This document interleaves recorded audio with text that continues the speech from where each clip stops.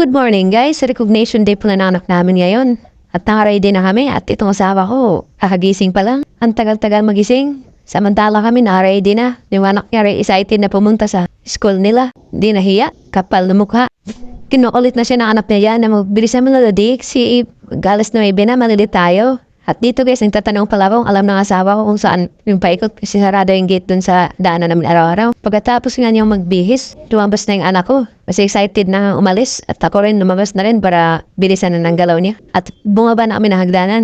Ito naman, tingnan niyo, parang babae gumalaw at pagkalabas nga namin ng gate, niready na namin yung motor at tumalis na kami agad kasi 8:45 na at alas 9 nga magsisimula ang recognition din ng anak namin. At pagkadating namin doon, flag ceremony, tapos simula na yung una nilang representation at pagkatapos yan, nagutom bigla yung anak ko, nanghiya ng biscuit at tinutusan ko agad yung asawa ko na bumili muna. Hindi kasi kumain na almusal sa bahay ito, naggatas lang, kaya yun. Kakarating lang, gutom na agad. At saktong-sakto pagdating ng asawa ko, tapos na rin si Kagawad magbigay ng kanyang speech. At salamat pala kay Kagawad, talagang may oras siya kahit busy.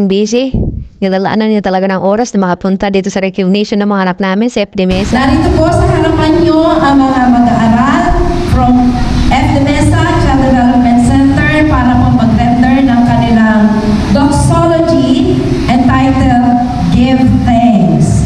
Kids, ready? At sumunod guys, rewarding na pala sa mga nakakuha ng honor.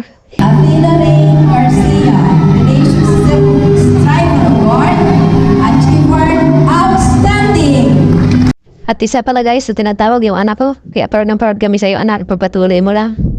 Anak kasi na improvement mo since day 1 hanggang ngayon. Kaya proud na proud kami ng daddy mo sa iyo. Andito na kami, sumusuporta sa iyo. We are so proud of you anak. Andito lang kami dalawa ng daddy mo. Hanggang sa mga kamit mo yung mga pangarap mo sa buhay.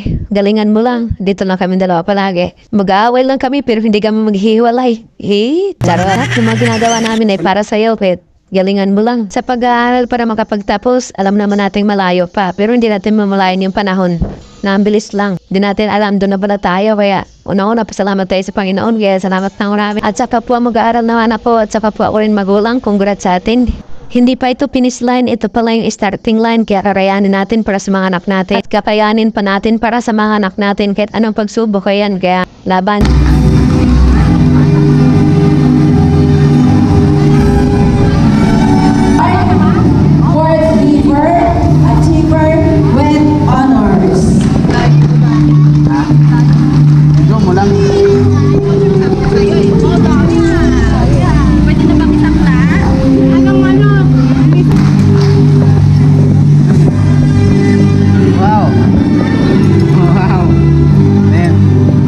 Dalawa.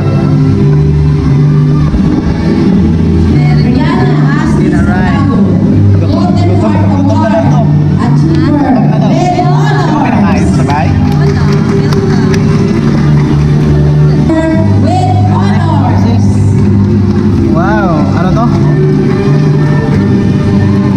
Tenacious Tribe. Striver pala to, award. Nation Day. Ano? Quantum Leap. At dito guys, binigyan din ng reward yung masisipag na nanay, lalo na yung mga nag-decorate ng stage. Masisipag, kaya deserve nila. At dito guys, yung representation pala ng anak ko. Maganda pala yung resulta sa araw-araw natin pag-aaway anak. Kasi minsan tamad ka mag-practice, kailangan pang sigawan. Kailangan pang lakihan ng mata bago ka mag-practice. At mabuti na memorize mo bawat step. Kaya sa susunod, galingan pa natin. Lagyan na natin ng pitik para talagang dancer yung dating. Charot, si daddy na daw bahala magturo sa'yo kasi may mga steps yun na pangatar sa banti, yung mga pandisco sa probinsya daw nila dati. Sabi niya sa akin, kasi siya na daw bahala magturo sa'yo. At pagkatapos pala ng representation na to, may mensahe din para yung mga magulang. Salamat po ako sa aking mga kumarites. Tuwang-tuwa ang narinig yung mga kamarites.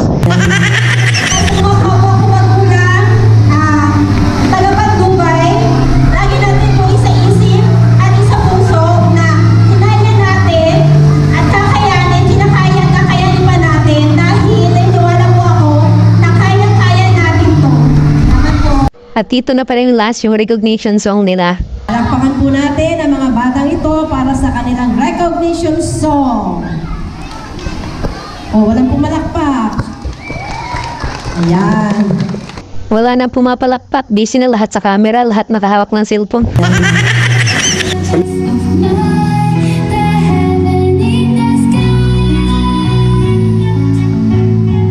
Pagkatapos pala ng recognition zone nila, pumunta kami sa harapan para mag-picture-picture, picture taking. Chiw, chiw. At dahil tapos na lahat ng representation at gutom na rin lahat, kaya kainan na.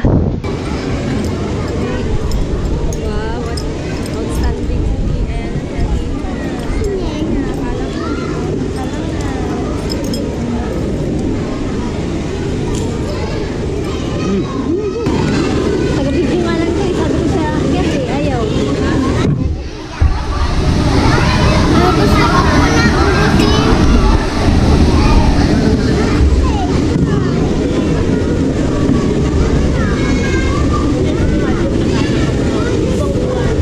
Pagkatapos pala namin kumain dito, naligpit na namin at mga upuan, pati yung mga decorations sa stage, pinagtatanggal namin at umuwi na kami. At hanggang dito na lang guys. Thank you. Bye-bye.